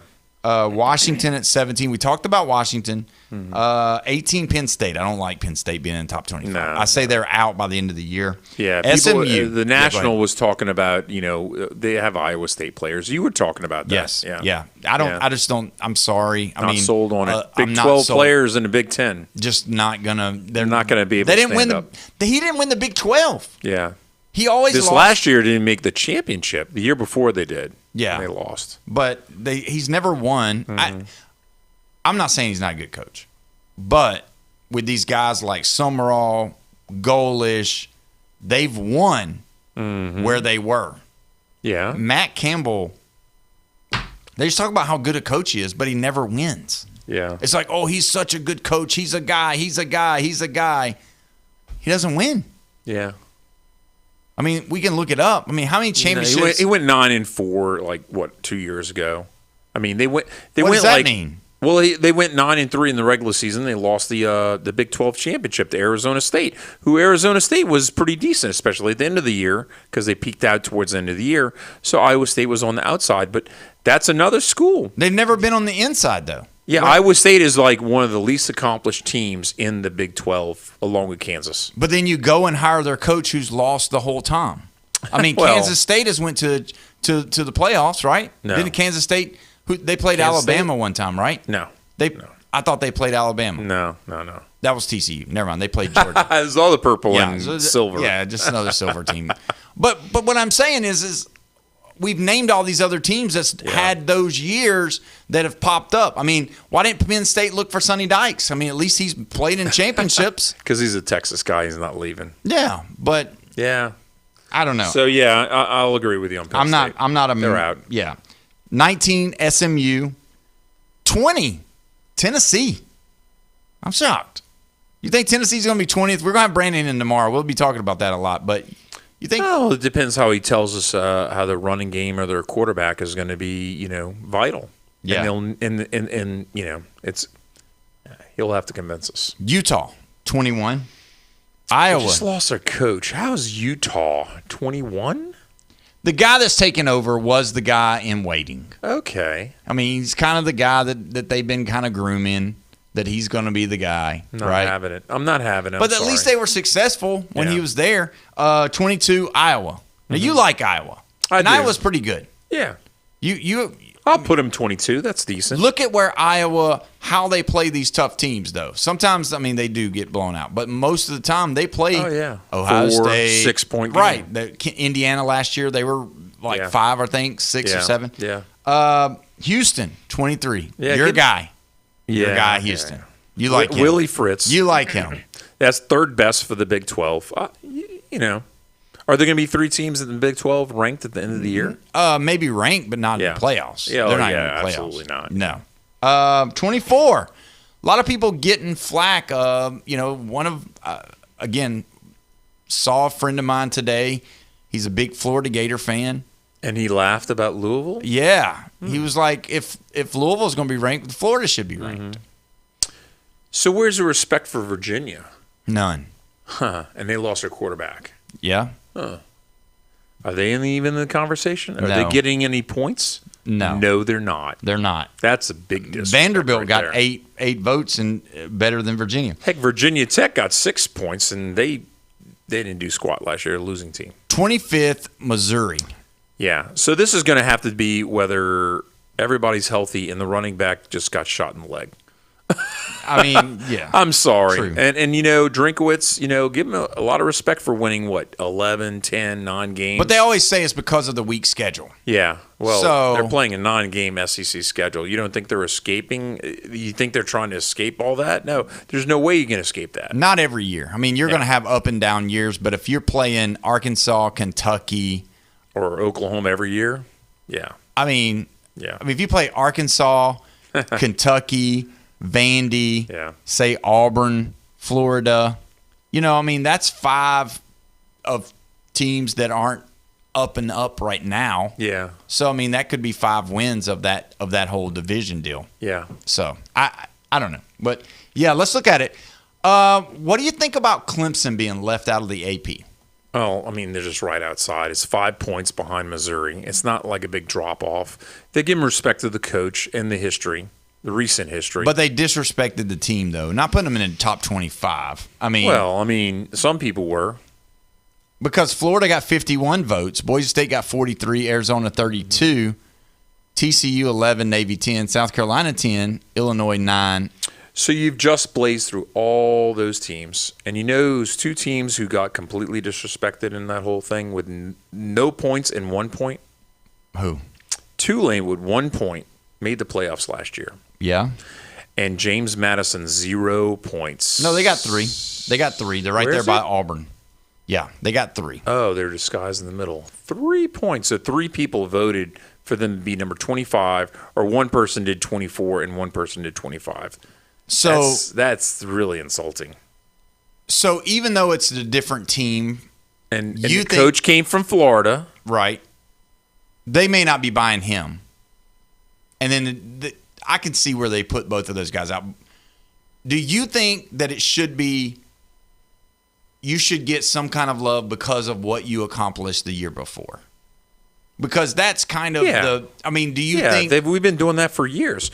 Do you know after Georgia won the national title the last time, 2 years in a row they were ranked number 1. That's 2023 and 2024.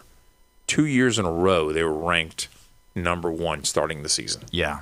Well, let's go through this real quick. Here's the last 10 years of the AP. All right. And we're going to start with 2016. It was Alabama. Deserved, and they stayed there. They did not stay there. They ended the year at number 2. They lost to Clemson. Right. With Deshaun Watson play. Right. 2017. Yeah. Alabama's ranked number 1. And wins it all. And they won it all. And they stayed number 1. Yeah. Or they didn't stay, but they were number 1. Yeah. It took 1 loss that year. 2018, Alabama again. So 3 years in a row. Clemson does it again, and it's with Trevor Lawrence. Right. And he goes 2. Alabama's number 2. Yes. So right there. That following year. LSU's not even in the conversation. 2019. I know. Clemson's ranked number 1. And lost the national title. To LSU. And they were number 2. So 2016, 2017, 2018, and 2019, those guys played in the championship. Mm-hmm. And actually, 2020, Clemson went again. And they did not play in the national championship. No, they played in the national championship. In 2020? They were 2. They were second. Oh, they beat Ohio State? No, they were number 2.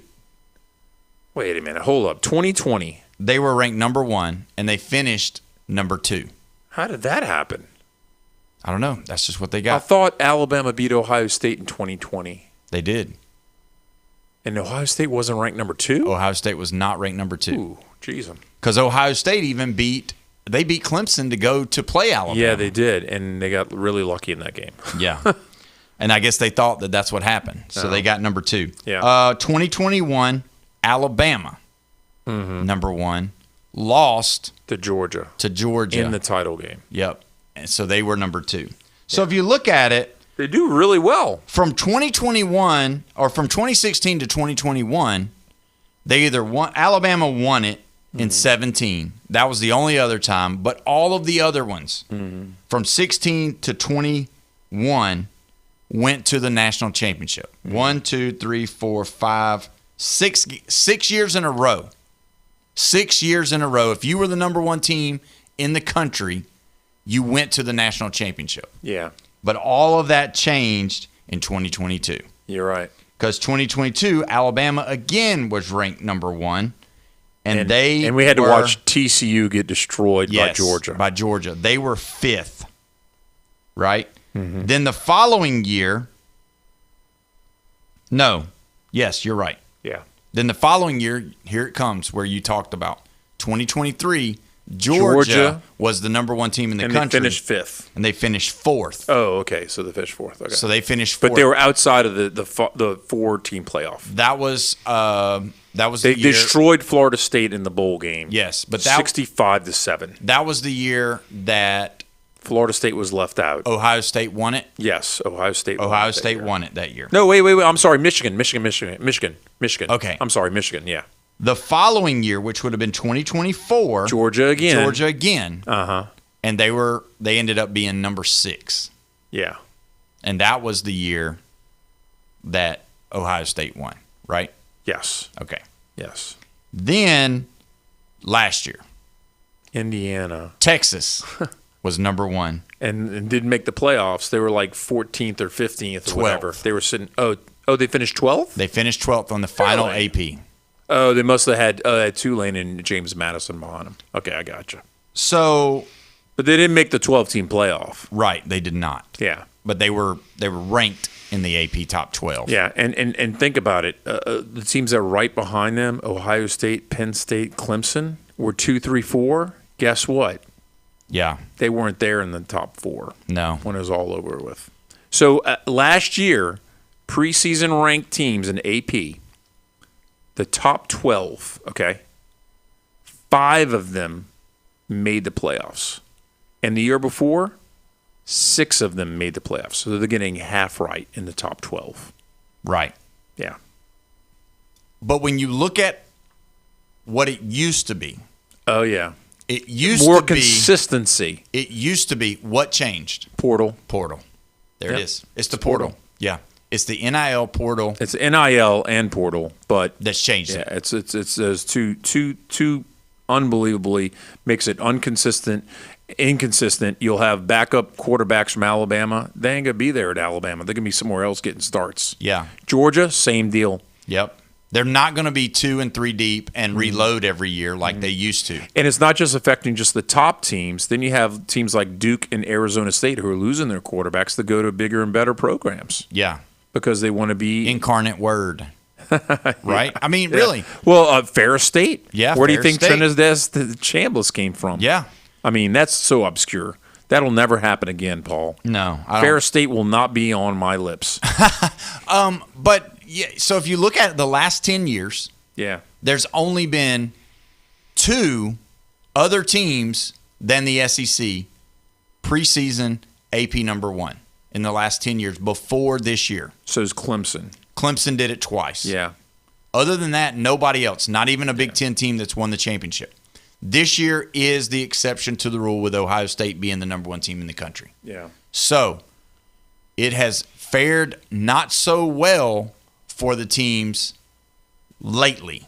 Mm-hmm. Used to, it meant something. Used to, but the portal has changed all of college football. Let's look at this other thing from last year's AP Top 10 that I wanted to share because I think it's important to look at. Looking back last year's preseason poll, you had Texas at number 1. Ohio State, 2. Penn State, number 2. Oh. Ohio State, number 3. And then Clemson. Clemson, number 4. Georgia, number 5. Mm-hmm. Not only was just Ohio State and Georgia out of the top 5 in the playoffs, there were 2 of those teams. They both, at the end of the season, were not in the top 25.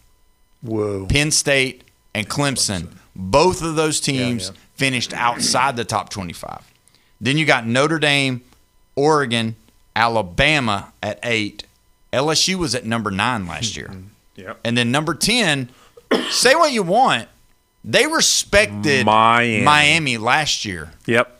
They gave them the 10th spot. Yes, they did. That meant they thought they were going to the playoffs. The AP got it right last year. I know we give them a lot of slack.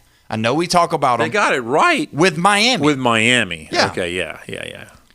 Then you've got, now this is where it gets really diluted. 11, Arizona State. 12, Illinois. 13, South Carolina. Yeah. 14th, Michigan. Yeah. 15, the Florida Gators. They were ranked last year 15th with Billy Napier at the helm. They're not ranked with John Summerall at the helm, but they're ranked with Billy Napier at the helm. Remember, everybody was talking DJ Lagway. Yeah. SMU was 16. Kansas State was 17. Oklahoma was 18. Wow. A&M was 19. Wow. Here it comes. Number 20. Indiana. So they finished 9th in the rankings of the playoffs the previous year, and they dropped them from 9 to 20 over the offseason. Yeah. 18, 19, and 20 of last year all made the playoffs. Wow. 18, 19, and 20. I'm sorry. We forgot to look at 21. 18, 19, 20, and 21 all made the playoffs last year. Who's 21? Ole Miss. Oh. 22. And that's a lot of respect because the previous year, I think Ole Miss lost like 4 or 5 games. Yeah. They had a bad year. 22, Iowa State. 23, Texas Tech. Playoff team. Oh, yeah. 24, Tennessee. 25, Boise. So, James Madison and Tulane made the playoff. Mm-hmm. They wasn't in the top 25, obviously. Yeah. But everybody else was. Yeah, but 5 of them were like in the top 12. And then you had those 5 outliers with the 18, 19, 20, 21, and whatever, 20-something, right? Yeah. So the other 5 were – there's a gap there between those 5 that made it, that were not doubted, and then 5 that were like, they're the outliers, and they made it in. And in the 2, one of them's obviously – well, actually, both of them are automatic bids. 12 teams that were ranked in the AP top 25 at the beginning of the season had losing seasons. did not have a ranking as far as in the top 25. Okay, so they got it half right again. They got another time where they get it half right. They got it half right. They didn't get the national championship right, but they did have the guys there. I mean, everybody was at the party on the top 25, except for the 2 automatic bids, James Madison and Tulane. And you don't believe they really belong there because they're not a top. You want the 12 best teams is what you always say, right? Yeah, you want the 12 best teams and in they're college not. football, for They're sure. not. They're not. They're so guess definitely who's not being ranked this year in the top 25? Who? Teams from non-Power 4 conferences, correct? Yeah. Yes. Yeah. Well, that's what it is. Well, we're going to go ahead and take our break. When we come back, we're going to read your Facebook post, and we're going to finish this show up. You don't want to miss it. You're listening to the Sports Blitz with Paul Wilson at 104.3 ESPN, Northwest Florida.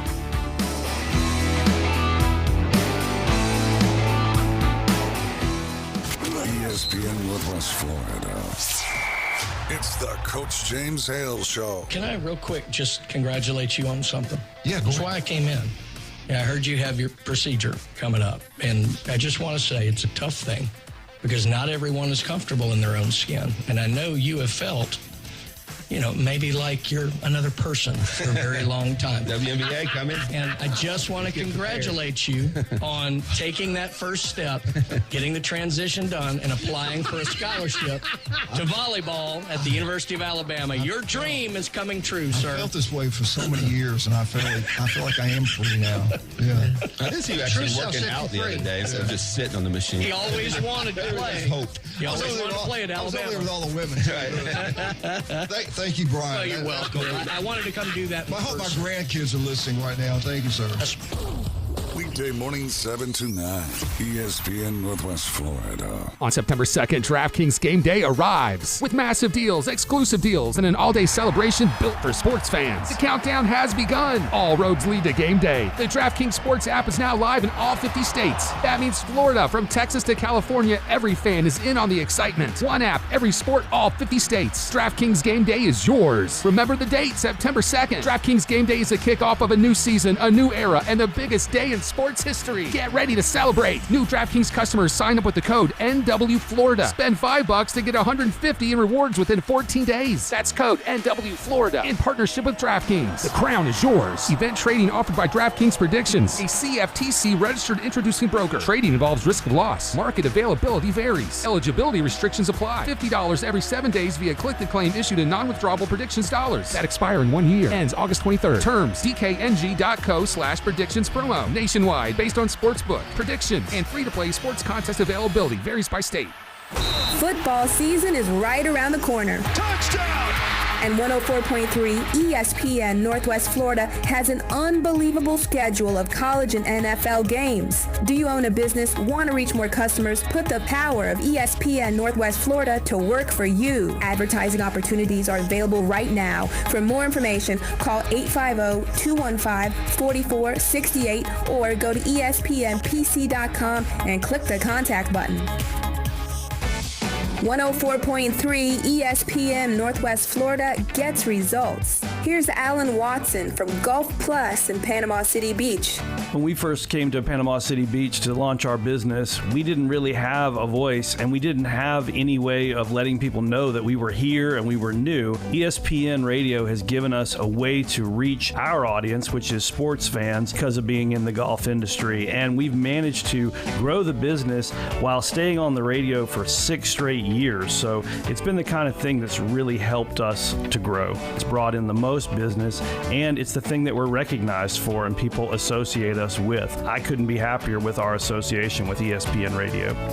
To see how 104.3 ESPN Northwest Florida can help grow your business, go to ESPNPC.com and click the contact button. That's ESPNPC.com and click contact. The phone lines are open, the opinions are flowing, and the arguments are just getting started. You cannot give LSU extra opportunities. With just one loss, they can sneak in there. They're playing championship football. The Sports Blitz with Paul Wilson is back, and we're putting you in the game. He has not turned the ball over. 104.3 ESPN Northwest Florida. We are back live and local right here at 104.3 ESPN Northwest Florida, your spot for the Atlanta Braves. Don't forget the Braves tonight. We'll be starting at 6 o'clock right after the show. 6:40 is the first pitch. If you want to be a part of this show, you can be. All you got to do is call in on the Tropical Spas and Pool phone line, 850-215-6290. You want to beat the heat. You want to stay indoors, but still get the workouts you need. Do Play is the place for you. 287 Aberdeen Parkway over by the Lynn Haven Sports Complex right there in Panama City. You don't want to go anywhere else but there. Listen, coaches, you're having a hard time with the heat. You're having a hard time getting the fields maybe rented. You need to talk to DuPlay. They will rent you their facility as well for your team to come and practice and get all of the stuff done that you need. The greatest thing about that, no lines for bathrooms. And also, guess what? They have drinks. They have food for after practice, and the kids will love it.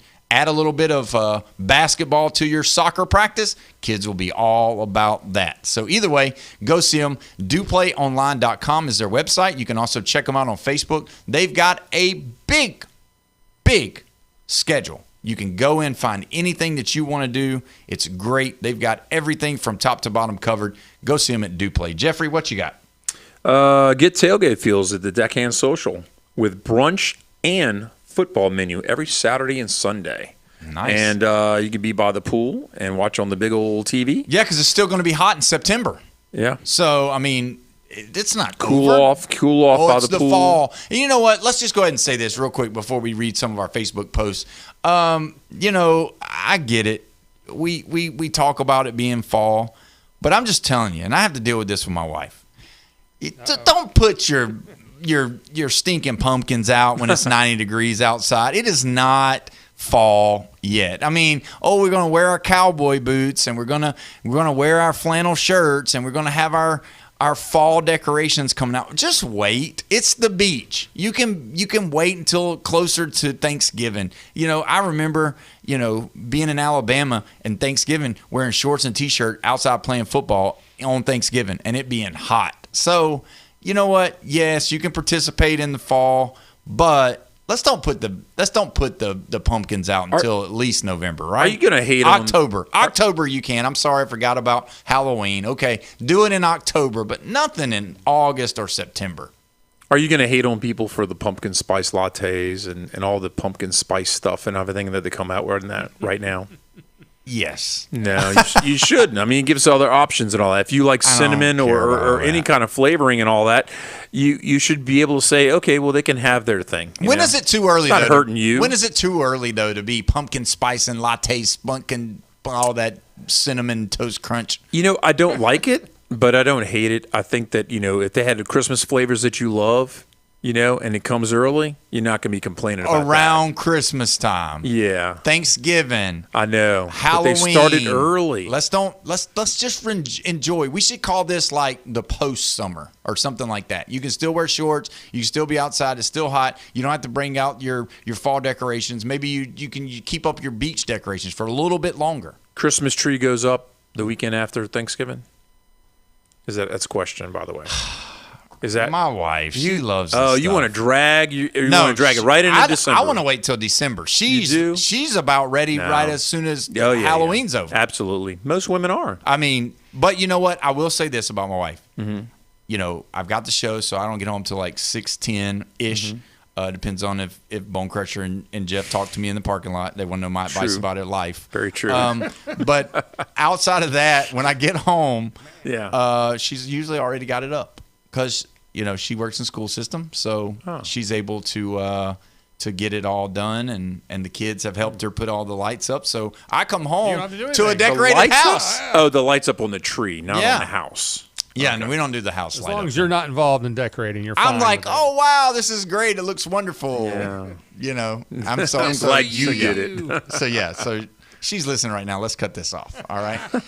So I want to go to the Facebook page and read some of the things. The biggest insult is trying to make us think Texas is a world beater team and that Arch is anything special. Texas is going to get exposed in week 1. And tell Jeff to get my name right, first of all. It's Humbert. It's Humbert. Indiana will go back to how they always were. No worries. People just hate Indiana to be haters. Fun fact also, the last 9 times Ohio State started the season as the number 1 AP team, they did not win the Natty. So that's a good thing. Well, it's hard to do, And and to be honest with you, in the last 10 years, if I would have placed my money on my money on 2 different teams to win the national title when they were ranked number 1 at the beginning of the year, it would have been 2019. Clemson was ranked number 1. Yeah. Because the previous year, Trevor Lawrence was a freshman. And I thought, 2019, Clemson's going to win this. Come on. Did you see him in the national championship against Bama? Yep. And then also, one of those years, Bama was ranked number 1. Just like with Tua coming back. Tua coming back. It's the same way. That's exactly what I thought, too. That's the 2 I would have put my money on. Yeah, and neither one of them won it. Neither one. Here's breaking news. I don't know if you guys heard this or not, but Cinco de Mayo will now be referred to as Cinco de Mayo in honor of Jaden Daniels. So there you go. Preseason rankings are still worthless as a convertible in the rain. Yep. They get it half right, though. So they get it half right. They get it half right. I mean, every year their team that wins the national title is in the top 25. So I think it holds weight some. Tulane lost their coach, and James Madison has no coach with Napier. Ooh. So there you go. That's some Gator. Is that a Gator that's fan? That's a Gator fan for sure. Course. So yeah, that kind of pushes it out there. How do you think Napier's going to do at James Madison? I mean, they've had very successful seasons. They've been to the playoffs. They've won championships. They've done really well. Does James Madison take a downward trek, or does I think Sunbelt Billy keep it going in the I think they go 11-2.